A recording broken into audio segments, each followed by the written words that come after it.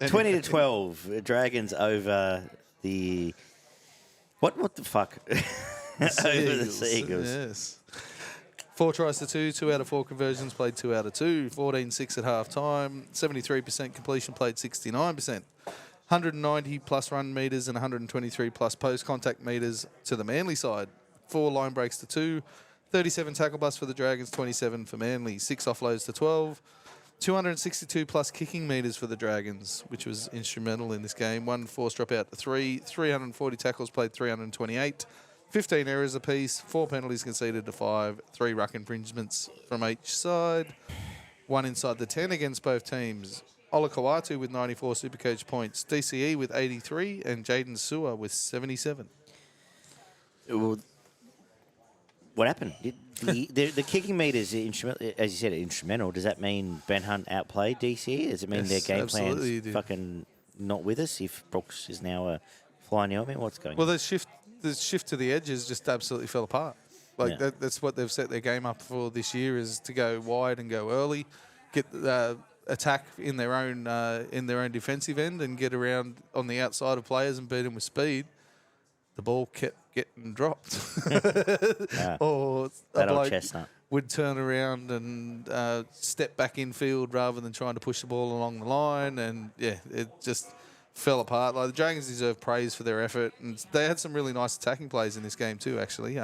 Nice hook kick from Hunt. There was some really nice short passing to provide tries. But looks some nice support play from Sloan again. Yeah, absolutely there was.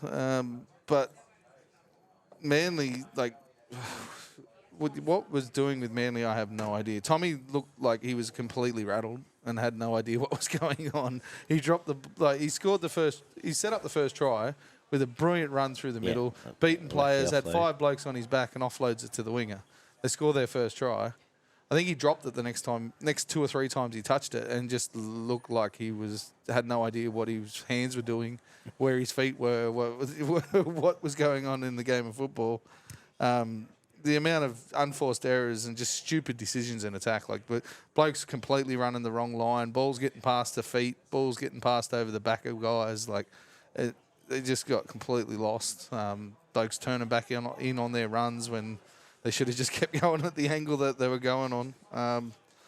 And as soon as they got in front, they just seemed to switch off. It's 4-0, or 6-0. We've got these guys. We'll just do what we have to do and get through their sets and we'll win. But they didn't get through their sets and they got nowhere near winning.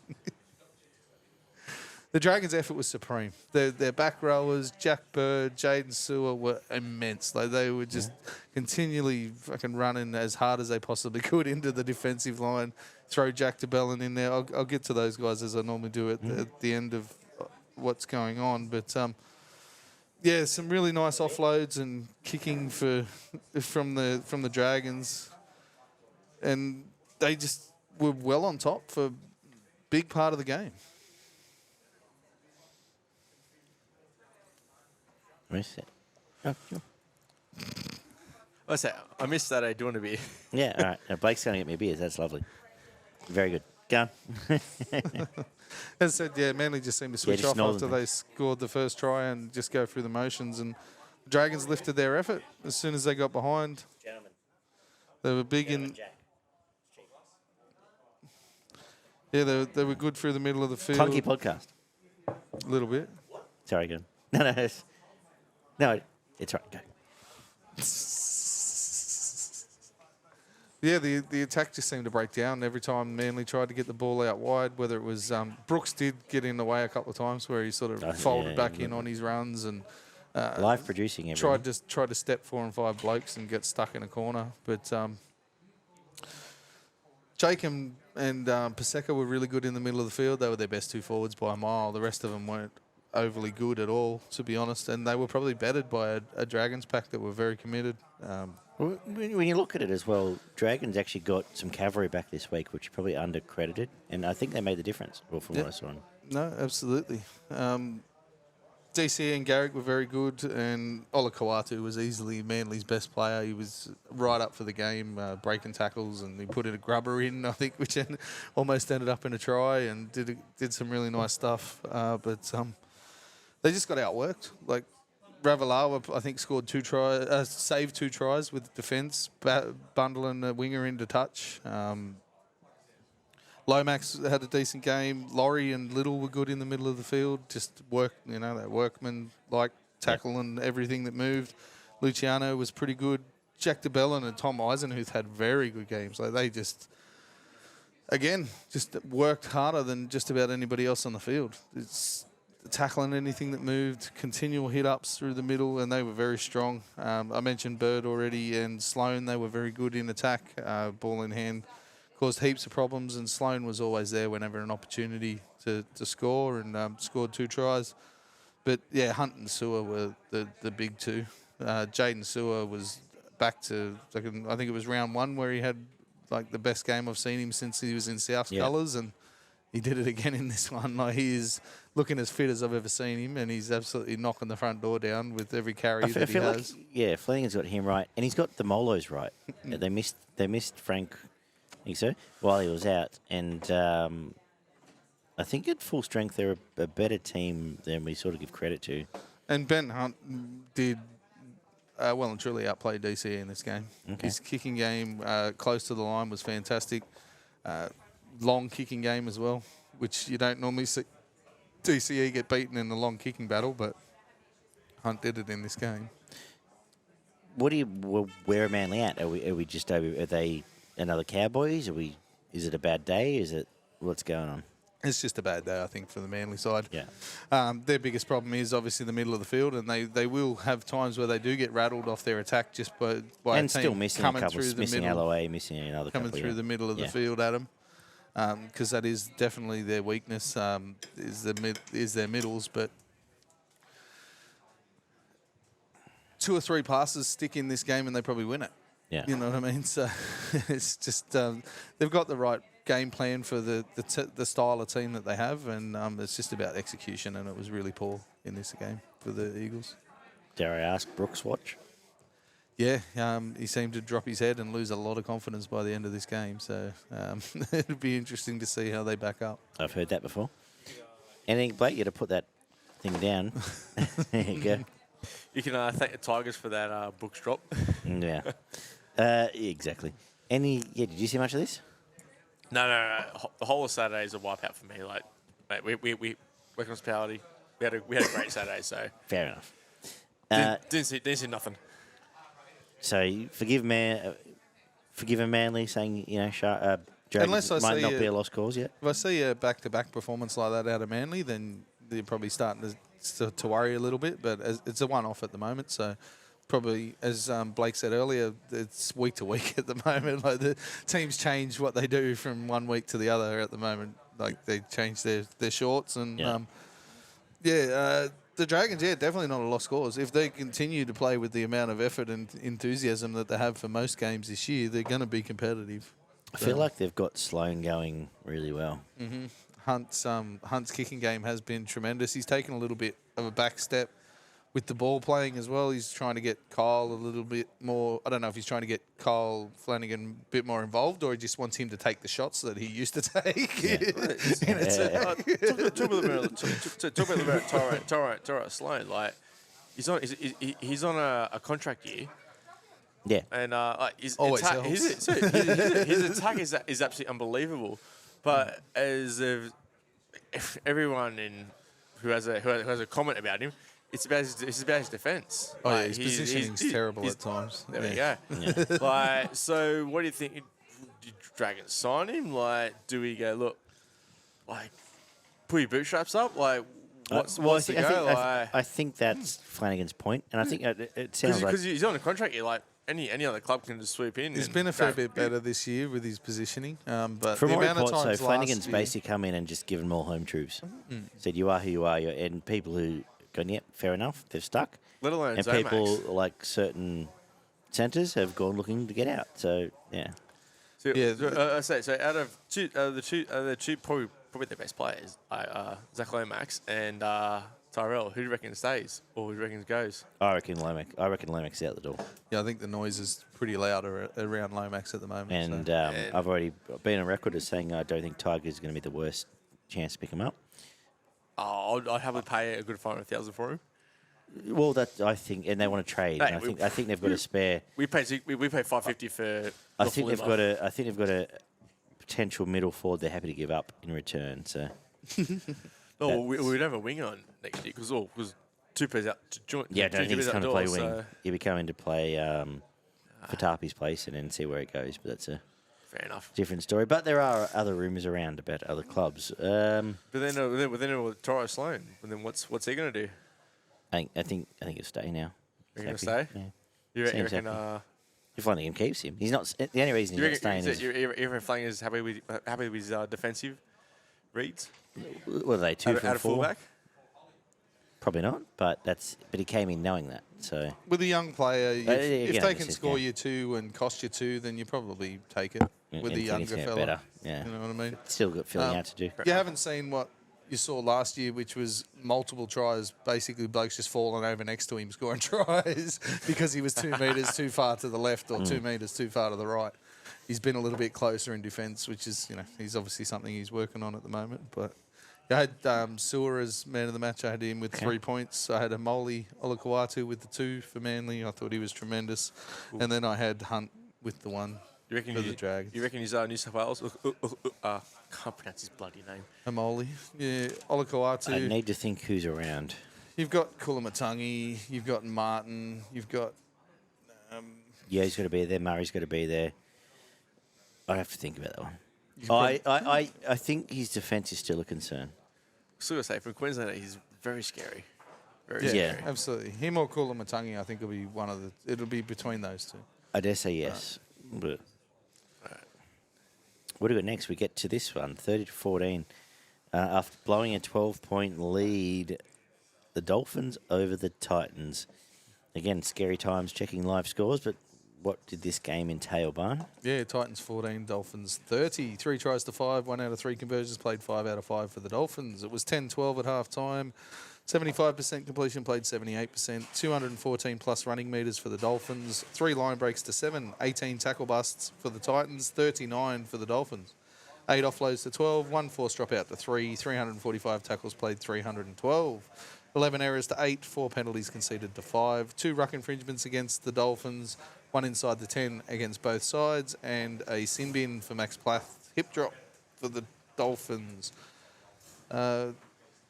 Hamiso with 112 Supercoach points, Isako with 106, and then Sammy from the Titans with 102.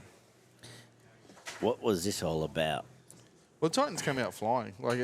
They dominated the first 15 minutes. It didn't help the Dolphins were just constantly making errors in that first sort of 10 or 15-minute period, which is generally a lot of the way the momentum gets, caught up in that first part of the game. And it cost them.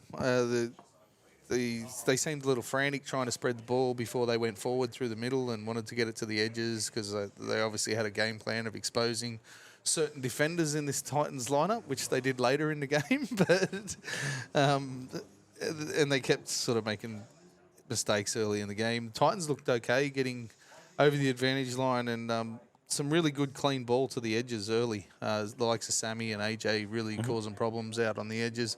AJ was a big part of the start of this game with his footwork and then providing passes and offloads. Yeah, I sold AJ and backs. Jack Bird just in time for them both to rack up 70-odd. And then, they caused a lot of problems, but then the game just seemed to follow who was making more errors or giving away penalties. In the second half, the Dolphins made 2 errors and gave away 1 penalty. Wow. And you look at the stats, so they completely fucked up the first half, cleaned it all up in the second half, and just ran away and scored bulk loads of points in the second half, exposing those defenders, as I mentioned, out wide there for the Dolphins, which have been a problem there for the Titans probably since their inception, to be honest. I can't remember a fantastically good defensive centre come out of the Titans, but that was it. The Dolphins cleaned up their shit and the Titans didn't. And they just continued to make errors, give away penalties, and the Dolphins took advantage. I think Campbell tried hard, but he was rusty as fuck coming back first game into this year. AJ Foran and Randall had decent games. Cleese Haas, again, had another good game. He's looking like he's really starting to settle into that second row. David Feeder had a big impact in the time he was on the field, but took him a little while to get him out there, and then when he did, he wasn't, he was doing enough work to cause problems, but didn't convert to points. And Sammy was fantastic. He went off with a leg injury at one point and then came back on and was really good ball in hand, not so good in defence, which is a pretty consistent theme with Sammy.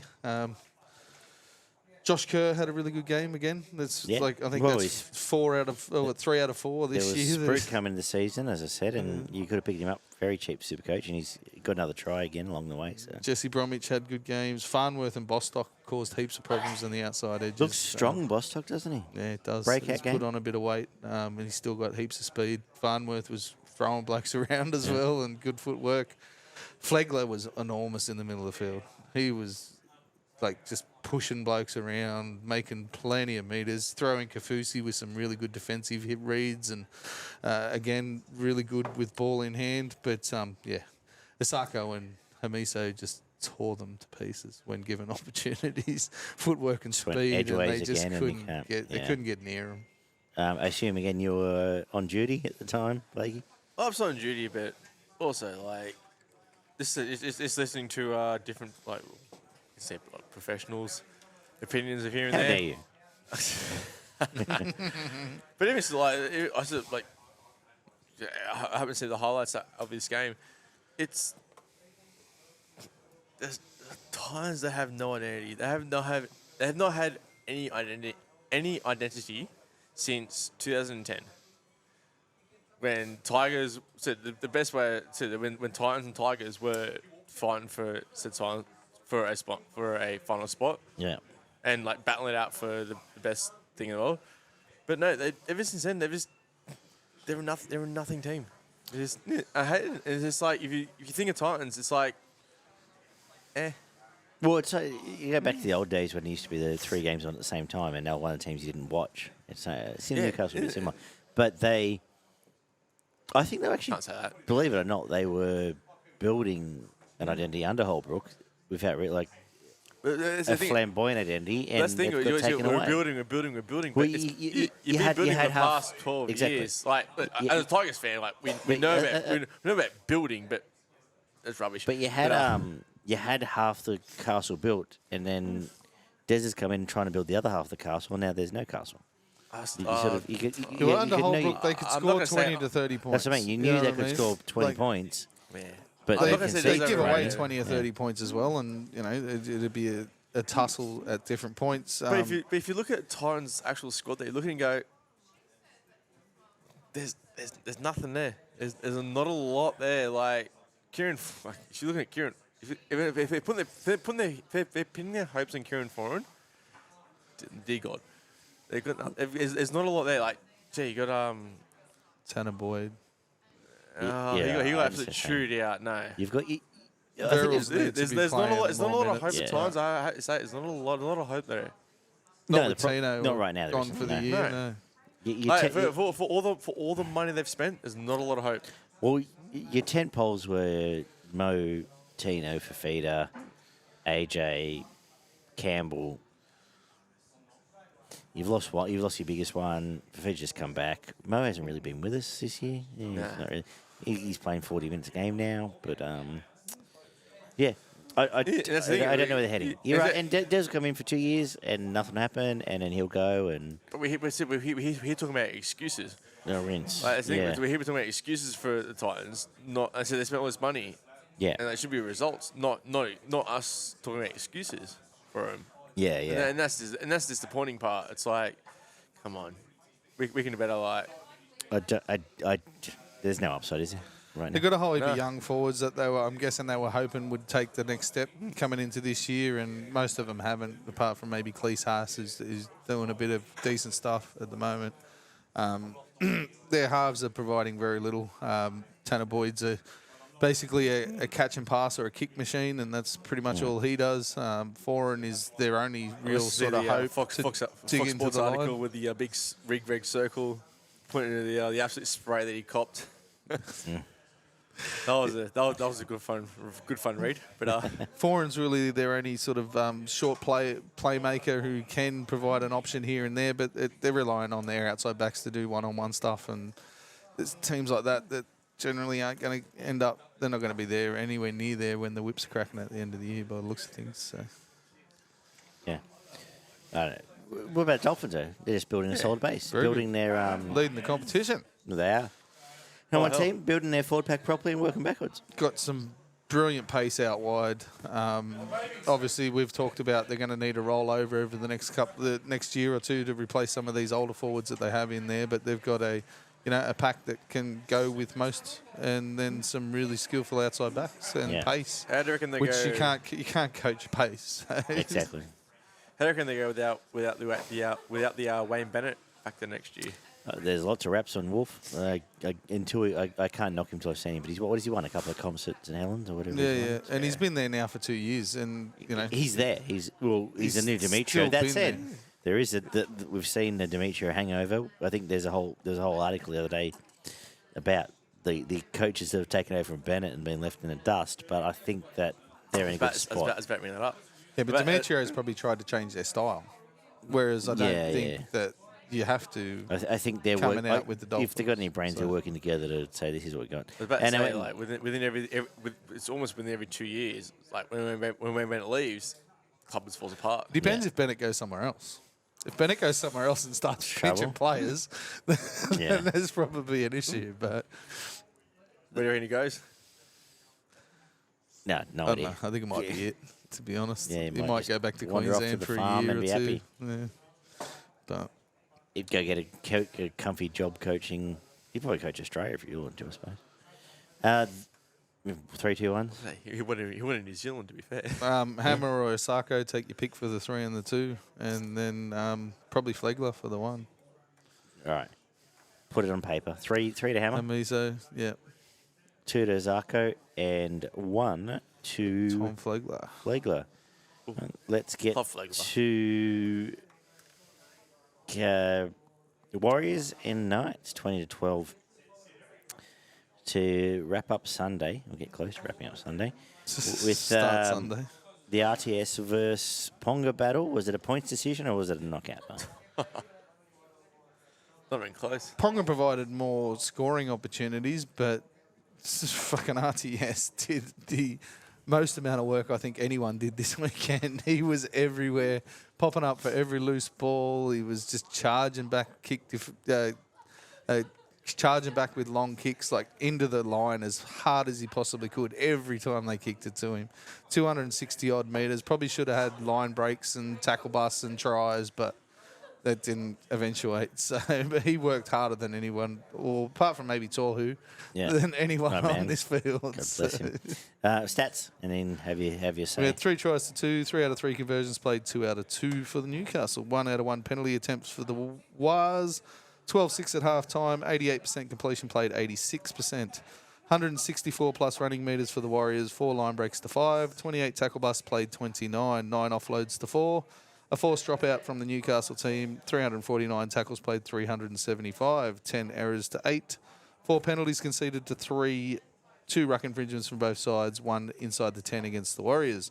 Ponga with 117 Supercoach points, Jackson Ford with 104, and Frizzell with 76. He would be another one up there who worked as hard as anyone on the field. And yes, I was on a boat for Jackson Ford to finally score that first try. I've been spruiking for... He didn't have it on. Can't bet. God damn it. Geo-locked for your gambling ups. Was this a top 4 clash? How did this all look? I haven't had a chance to probably get a feel for Warriors felt like the stronger team for a big part of this game. Yeah. They just couldn't convert it into points. The Metcalf injury probably provided them a few less options than what they've had in recent weeks. But they were well on top for mine for big parts of this game. It was sort of the last 15 minutes of both halves where they just seemed to lose a bit of concentration and drop the tempo down a little bit, and that's sort of where Newcastle were able to come back and put some points on and cause a few problems for the Warriors. Newcastle kept themselves in this game because they were completing at 95% or something for the majority of this game. Like, they just didn't drop the ball. They weren't making mistakes. They were just hanging tough. Just and hanging tough. And Frizzell was bashing blokes. I think he put 3 or 4 massive shots on in this game, just belting guys. Ponga was constantly a threat on that outside sweep, especially over to the left, but a couple of his outside men let him down a couple of times there with some drop balls and different things at different times during the game. But, Egan had a massive difference coming back into this game. His running game was very, very good. He split them open at one point and provided points. His service off the ground is as good as most of in the competition. Like, he's top couple in service, the way honestly, he gets the ball if to you're blokes. picking over back to New South Wales, surely it's Appy and Egan on the bench if you've got half a fucking brain. If you want to have a backup hooker. I'd hate Yeah. to say it. Right. New South Wales there's a whole rethink about the whole entire squad. Well, yeah, we're going there, yeah. So, thanks, you filthy Not today. Queenslander. Oh, is it? save it for the Origin Mate, I'm preview. gonna have to come back. Save and, it for the Origin preview, yeah. No, I'm gonna have to come back and talk about that. But I'll have a chuck a hand grenade in. If RTS was the fullback for Rabbitohs, would that have changed the result then? Yeah, Rabbitohs would have won by 50. There you go. It's fucking enormous in this game, RTS. And didn't get the, I'm not trying to like slug a bit of dirt on Latrell Mitchell, but Yeah. like I said, it's the whole running. It's the whole. In this day and age, it's about the back three working out back. RTS dead set deserved a hat trick and fucking 3 try assists in this game. The amount of work that bloke went through was absolutely tremendous. It's the way it works. It's like, And Ponga was fantastic again. He put in plenty of effort as well, more so on the attacking side. But I think he saved a try as well, and there was some really good defensive kick reads where he was just in the right spot at the right time to close things down. I mentioned Newcastle's defence and their possession, their completion kept them in the game for as long as they did, right up to the end of the game, realistically. Jacob Saifidi had a really good game, as did Kai Pearce-Paul, who's really turning into himself, Yeah. someone that is a very effective attacker. Very good games. Elliott was okay, so was Best. A couple of issues there, but Frizzell and Ponga were easily Newcastle's best 2 players. They were brilliant in defence and attack. Montoya, Fanua, Blake and Barnett were decent without being overly good. Capewell, Johnson and RTS were awesome. They all had very good games and put in a good contribution in this one. But Egan, Harris and Ford were the guys that were like... Tohu Harris just did it again. 150 running metres, 42 tackles with 1 miss, I think it was. Like, the bloke just turns up every week, whether he's busted or not, and just tribal chief. absolutely works his ass off. Egan provided points when they needed them, like right at a point where Newcastle were threatening, and then he busts them open and they score points. And forward, that running line on that left-hand edge is a threat every time they go there. So. You asked about Olakau'atu earlier. I don't think many players run better lines than Jackson Ford. I just think he's fantastic. wait, I know you can put Barnett. Sorry, go on. To Jackson Ford, I have to give absolute shout out, mate. He has picked the very first 3 try scorers for Warriors. Fanua Blake, Jackson Ford. Quite literally. Where's he living now? Cash money. I work with the bloke. I'll happily text it and get a Fair enough. Get a screenshot. No, I believe you. I'll get a screenshot and happily send it because it's unbelievable. You know what the worst thing about it is? It's not that hard to find. It's like, well, it's easy to say 51, but... I tipped Jackson Ford this week, but... For first try score, Fanua Blake and Jackson Ford. Doesn't happen. Not bad at all. Doesn't happen. I had Egan as man of the match. He made 42 tackles without a miss, and it was very instrumental in setting up points when they needed them. Harris with the 2, Tohu Harris with the 2 points, as I mentioned. His stats RTS just earlier. And... RTS or Ponga. You can't just blow your load for 3 minutes and then on a bloke and then not give him a point. Ponga was very good as well, but yeah, RTS. Where's Newcastle at? 4th, last, I think. Oh, thanks, mate. All right, no worries. We'll move on. I've spent 3 years on a fucking boat with Trev. How do you think? But a few issues in the middle of the field.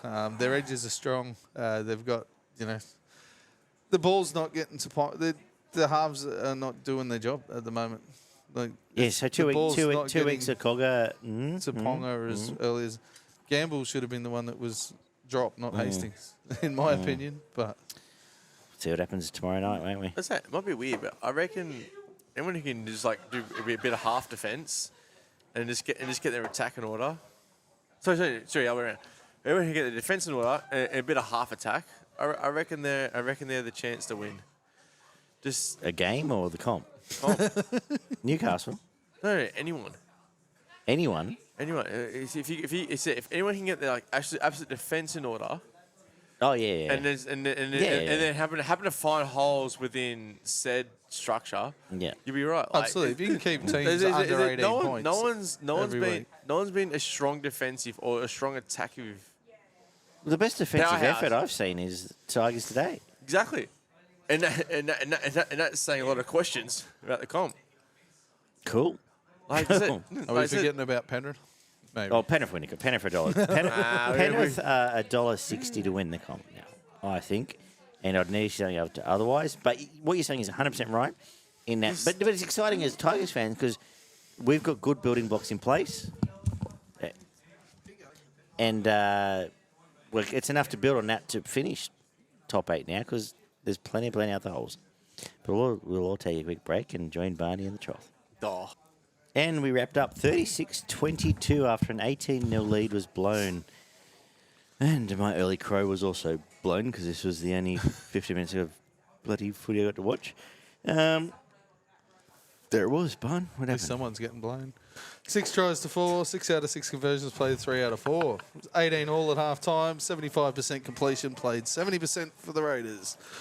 308 plus running metres for Cronulla, 5 line breaks to 4, 24 tackle busts played 23, 9 offloads to 8, 140-20 from Canberra, 328 tackles played 332, 14 errors to 12, 3 penalties conceded from both sides, 5 ruck infringements against both sides.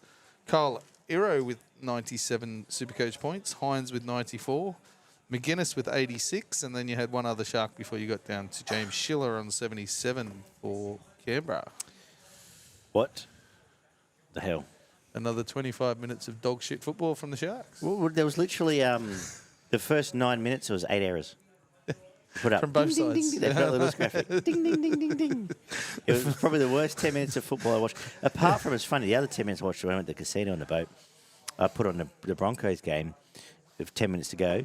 Oates scored from 4 metres offside, and then which they never once even fucking checked or mentioned. They went, oh, there's a big cheer from the crowd. It's so good. And then I think the Cowboys dropped the next 5 fucking sets they had. So Yep.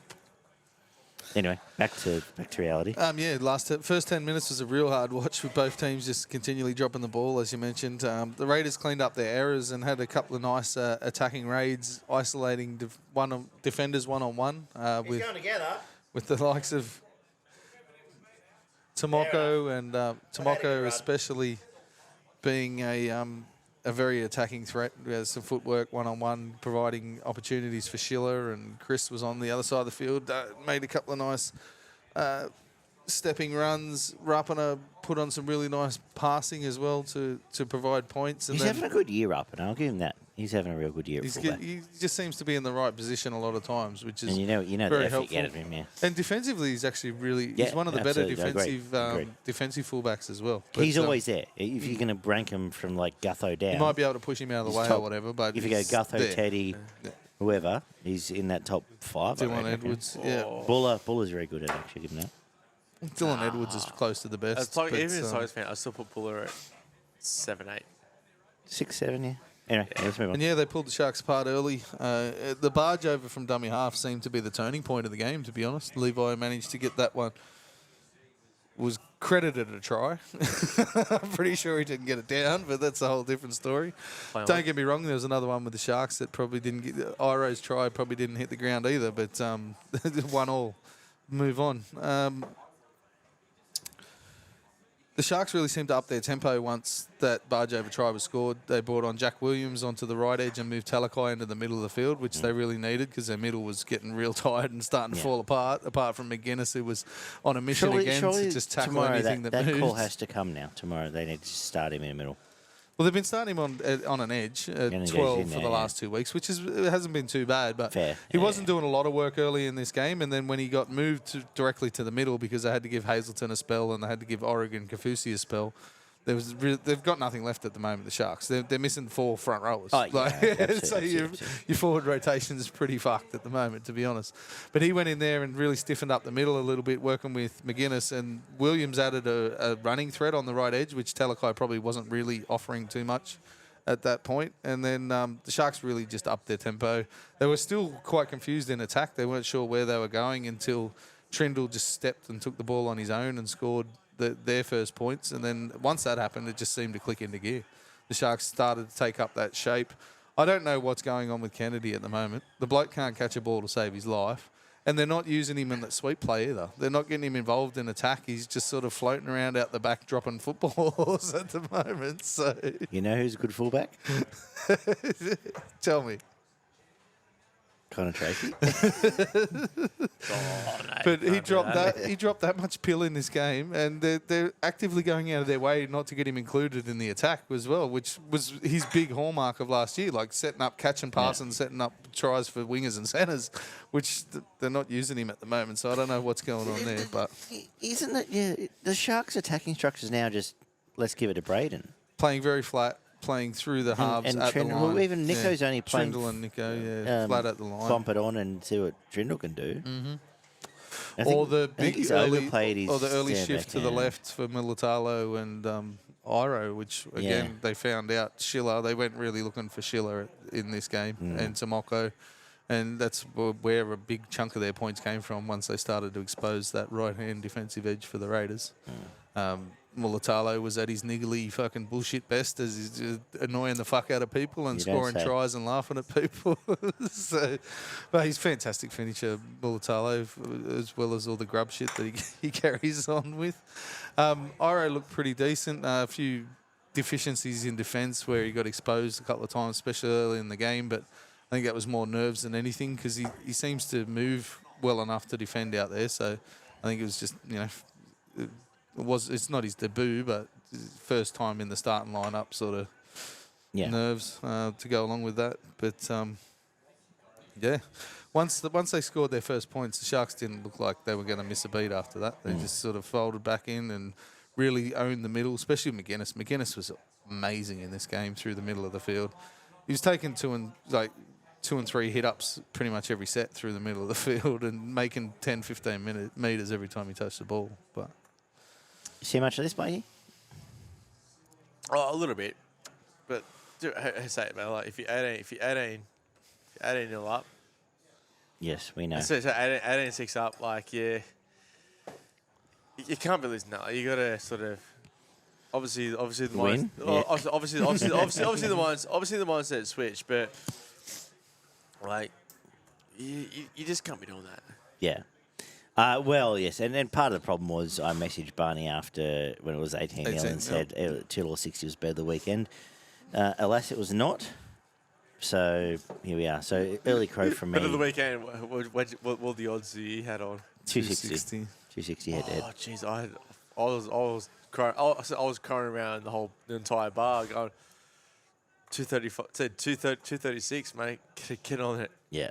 It still looks good for Sharks it, have absolutely no chance. Like without the big three, without the big 3 front rowers, like you can't be blowing that.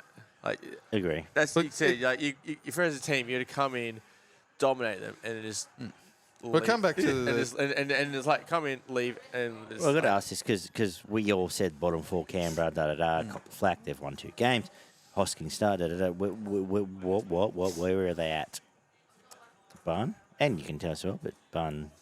They've got enough options to be competitive in most games, but they're still relying a lot on one-on-one players to break the line. With Tomoko and one-on-one contested kicks off Fogarty, who was, again, brilliant in this game. His kicking game was fantastic. But, yeah, they're relying too much on a one-on-one play where they're not really pulling defences apart. It's more so someone does something out of the ordinary to beat a defender, and then that's where their points come from. What do you think? I'm sort of in agreement there, but also I reckon a lot of other than the top 4, I reckon the next 4... Probably 8 teams. 12 teams. Yeah, 10 teams. There's not a lot of confidence in any of them. Like even from Melbourne, like is even Melbourne, Sydney. Well, yeah, I was going to say, you've just said the top four. Who are the top four? Panthers? Yeah, I wouldn't even say there's a top four right now. No, Panthers are definitely top four. Yes. Just There's for a top one. No, I think Brisbane will get back there. Panthers and Brisbane are definitely top two. Just from how rubbish the next to no, let's not say rubbish. Rubbish is a very poor word, but they're top two. From there on, it's like Yeah.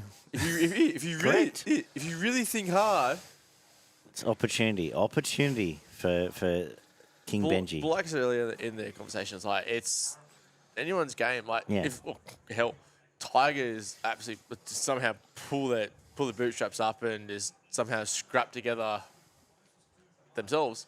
They could come up four. Won't happen, but Fully fit, it looks like those two are standouts, and then from there it on, comes down to teams on their day. I was tremendously disappointed by Brisbane and Warriors. I'd say Warriors. Yeah, Warriors are going to be up there. I don't know. And that's it. I think that's top three. I think that's it. And 3-2. then, it comes back to teams on their day and who's done better. But Yeah, I don't know if they're coming down to injuries more than anything. I thought the Sharks, absolutely. Which is fuck para. 4 out of the back 5 from the Sharks really did a massive effort. They're probably close to the best team. Really good. Yeah. Getting out of yardage trouble with their back guys in Katoa, Mulatalo, Ramian, and Iro in this game, but Talakai normally doing that hard grunt work, getting off their own line, and that was probably the difference. Realistically, they were carting the ball out of trouble when they needed it, and then were able to convert off the back of that. I thought Brayley, Williams are strong. Wilton, Hazleton were decent. Missed the Raiders. I thought Rapana had a good game, as did Tomoko. Tapane and Fogarty were brilliant for the Raiders, and without them, they probably don't get anywhere near. He's having a fantastic season. I don't know, obviously DCEs and everything else, but ready-made. Fogarty's kicking game is fantastic. The pressure he puts on goal line kicks with his bombs and the grubbers that he to create scoring opportunities has been brilliant for the Raiders this year. McGuinness and Hines were very good. McGuinness, for mine, was man of the match. He made a shit ton of tackles, was really instrumental in getting the ball through the middle of the field with, as we mentioned, without basically a front row there for the Sharks. He took it on his own bat and went through the middle. Didn't get split open in this game either, which is unusual for him. That's actually quite good for him. Usually it's 2. So, yeah. I had Nico Hines for 2. I thought he got him around the field. His kicking game was quite good. Ran the ball plenty and actually provided a try assist in this game, even though it was the last 30 seconds of the game. And then I had Fogarty or Tapane. You can't get this far deep and not give Fogarty a point to give him a point. Any objections, Your Honour? Okay. All right. There it is. There's our look through the Easter weekend. We've got to get to a pot plant. So a pot plant is someone you've seen on the weekend that could have been replaced by a pot plant on a field and it would have done a better job. Have you seen a player like that? You ever think why Barnguest is? Mine was William Kennedy for the Sharks. Okay. Oh, man. Wow. The Okay. bloke stood at the back of the field and dropped everything that was kicked at him. I think he had one nice little grubber for a Mulatalo try, but was basically non-involved at all in any of the attack. And, had a very disappointing game on the back of a very disappointing game the week before. I only saw 2.5 games this weekend. I have to say, I'm going to give it a Luke Keary. I think he just was in the way. A thought? For me, And you don't have to. It's fine. It's not compulsory. have a rain check, and then could I come back next week and You can let us know. Yes, let us know. We'll, could I sort of text it in and go, hey, look. yeah, let us know. Otherwise, just send it through next week when you like us on our socials. That's a bit of a stitch up there. And then the next two we have, well, you just literally turn up here with a dog and then they're on our podcast, so I understand why it's not quite ideal. Also, I apologise, everyone. The dog barking was my dog, so Yeah, it's fine. Leah, very sexy dog. Sexy We've dog. got to slap somebody. Yeah, for mine it was Griffin Neame. He's much better than the performance he put out on the weekend. He had 8 runs for about 60-odd metres and only made about 15 tackles. He's been tremendous for them earlier in this season. The fact that he only got 30-odd minutes probably didn't help, but I'd expect a better performance out of Griffin. Anyone you've seen from this weekend needs a slap in the rugby league world. Can I have 30 seconds for that? Of course you can, because I'm going to slap Chris Butler for... Slapping refs. and we don't do it. We don't know. We are proudly non-ref bashing, but god We damn can't it. slap a referee. How the fuck was Dylan Edwards ever going to get That was to pathetic. make that tackle? Yeah, Oh, that rubbish. was pathetic. That was complete trash. So And then the other one, then he and goes then Kiri and Tupanua both get bumped. and then Kiri and Tupanua both get bumped. Oh, no, it's fine. It's but all it right. was the outside. It was the inside shoulder, not You the just outside shoulder. At that stage, you're making shit up, and That's the problem with the hard and fast rule, but to be honest Yeah. as well. Like the second one was like they should have.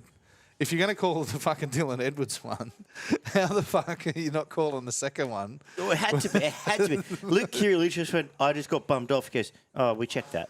Mine No, they scored didn't. 20 metres away from fucking Dylan Edwards. The other He bloke would have scored made it about if- fucking 10 metres. Let's say 10 metres Yeah. away. But how But is- Kiri was shuffling, how's it was not the sliding same into the the line. same? I know. That deserves a slap. And I know they don't want interpretation because it went black and white, but god damn, it was...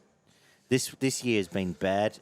I think the key to They interpret... just changed their mind like every 20 minutes of the game. I think the key interpretation is you've got to go and just say, right, Ashley Klein... This is your interpretation. No.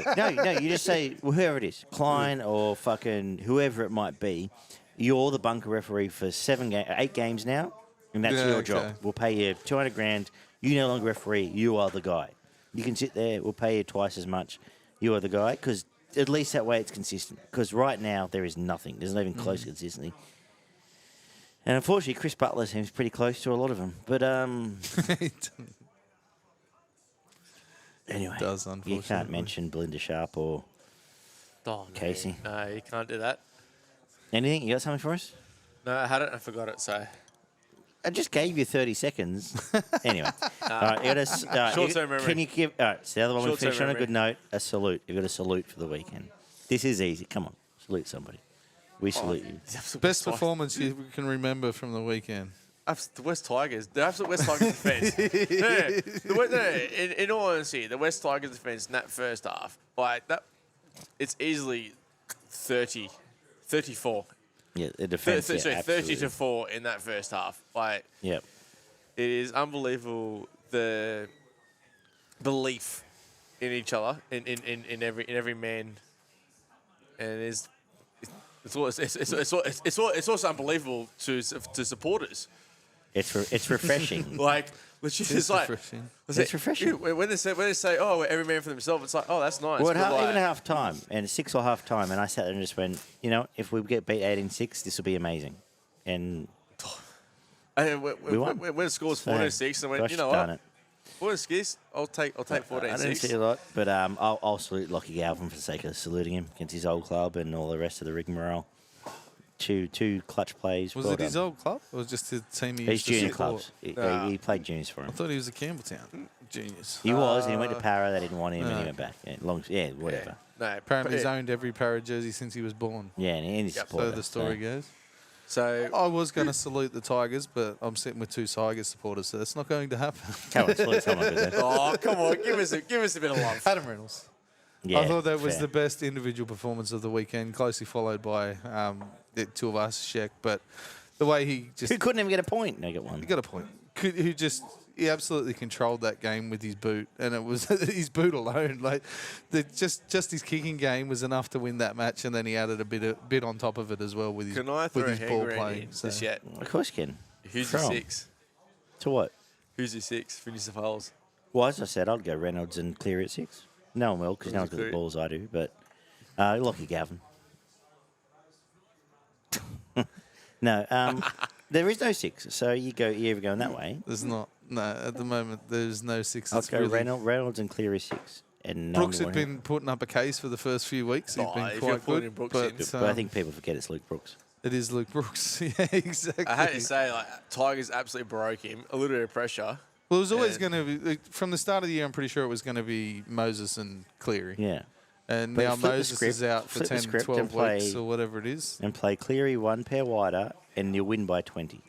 Reynolds 7, Cleary 6. Yeah, I can't argue with that. Cleary will demolish them at second receiver. Because that's the absolute talk of the town right now. Who's the Brilliant six? kicking games out of both. I bet you and you heard it here first. Who pays Cleary? Reynolds, I just Reynolds said at 7, yeah. Cleary at 6. Yeah. And you'll never hear this, but and they don't have balls to do it. They'll go and drag Luai back. You know what they'll do? Probably. I'll tell you who I would pick, which is I've just said. They'll go pick Luai again because there's no one else. And Luai's playing good footy. Luai's doing good. To be fair, like he's definitely playing good footy, but and he will play good footy inside of Origin. Just pressure.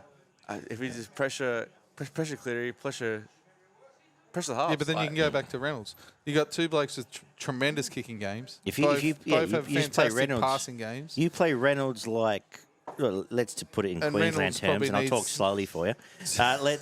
Let's play Cleary. Let's play Reynolds like DCE. I do have two heads here. Hang on. Let's play Reynolds like DCE and just say Cleary. You could be Munster now. Who's going to be a better Munster than Munster? Probably Nathan Cleary. Dearden's next Yeah, one. but he's a Queenslander. No, I'm saying. Dearden's No, next. no, but he's saying did. We're talking about New South Wales. We're quite literally like if Yeah. Munster's out, Dearden's next cab off the rank. So and he. No, yeah, I was talking about New South Wales. Oh, sorry, Queensland sweet. Yeah, Queensland sweet. They got DCE and Munster, and then didn't. He couldn't play either. And then Fogarty. As Daggy said, And it then- seems like a perfect fit.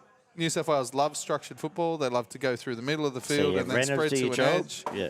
Two fantastic kickers that can kick long, kick short, So attacking kicks. So The only problem is Reynolds needs someone to do some of his tackling for him. So You put a back rower on him. Do have to ask. Well, this is where that probably, Yeah. if Madge is smart, that's where you don't go look for Okawachi. You go looking for a, I don't say Liam Put Martin. Murray on the edge. I'll have to ask. Murray on the edge, Yeah. Yo in the middle. I'll Appy- ask Appy in both. there as Yeah, Appy at half. without selection. Alex Twile. Yeah, you know, without. That'll be selection. What? Do you reckon Madge is a difference maker? Do you reckon Is anyone a difference do you reckon maker? it's a difference to Fittler? I don't think so. I think he picked the same team. And do you reckon he'll? No. Oh. I think it'll be what it'll be. It'll be what it'll be. They'll probably be a little bit calmer. I think there'll be a little less reactionary picking if the team does go down. You might see him stick with a few more players, whereas Brad was pretty Well, he happy to went and flick blokes left, right, and centre. But Apparently, he went and watched Lomax every night. Seems like Lomax is on the radar as a winger, which is ironic. He doesn't apparently, play he was there. there watching McGuinness on the weekend as well as Fair. We've said 14 fair, possibly. fair 14. Or- So you guys don't reckon a change of coach is going to make a difference? Well, I don't think there's one that would make a difference more so. Obviously, a coach does make a difference. I wouldn't Say, necessarily. as a Queenslander, I reckon it does. He scares me. Fair enough. Cool. Why? Mad. From a Tigers point of view, his toughness, For the record, I think he's a great New South Wales coach. all But right, so if I'm in a change room, if I look into his eyes, he's like this scariness back at me. I believe no, but the belief back. It's like because he's a Welshman. yeah. If he just I don't know, just he's if he gave the right speech and yada yada, just Yeah. look in his eyes, just belief, just absolute belief, and that's what New South Wales needs. New South Wales needs absolute belief, and that's what scares me as a Queenslander because Queenslander is built on underdogs. We're built on underdogs, which is belief, Yeah. belief and hope. Belief and hope are the two most scariest things as in sport. Yeah. I wouldn't know because I haven't seen him for 12 years. But yes, fair enough. But I But if you give that any player, like that is very scary. Yeah. It's a very scary thing. we could spend another half hour on that. Especially But, hope, yeah. I'm going to take it home. Thanks for joining us, Blake. Thanks for wandering in the Grey Gums. Sorry for talking shit. Anything you need to plug? That's fine. Hey, she was good. He was good. Anything you want to plug? Where do you work? What's going on? What's happening? You find yours? No, I'm happy to be here. Happy to do the Grey Gums. Always talk about Redbacks. Yep. Good career club. Won 6th grade this year again. But Barn, anything else? Always talk about. had a little bit to do with the Redbacks over Daggy's time. Yeah. always the hype up. Average Daggy So That's a beautiful thing. Just look down the camera and just say, there he is. Belief and hope for the Tigers. Belief and hope. I reckon 3 weeks I might have some, but we'll keep working. It's been 2 hours. Let's go home. This has somehow it's turned our longest show all year. sorry, boys. I don't know who to blame it for that, but anyway, Buy time to hats knock and off on a shirts bit. and stuff. Yeah, check out merch. I'll be in Tumut this week. Say hi. All right. Yeah, but I'll get to watch all the footies. Because I will. What else- I what else say, did you do? if anyone wants to have a signature, we'll have to go to the Dry Dock Hotel back in Balmain. So Oh, is that where you were? yeah, Dry Dock Hotel. Well, I asked you for a plug. Oh, is That's it fun fine. now? All right. We'll be at the Orange Hotel in Tumut. So if you're down there, magnificent part of the world, that's where I'll be. Probably watching the footy in the what's the good one with the good footy. Don't know. You normally end up Royal. at the Parrot Distillery, don't you? Buying gin Yeah, or Dave, something. look after us, good man. Anyway, let's go home. Sorry Gin about so man. long. It's been two shows tonight. Peace. Good night.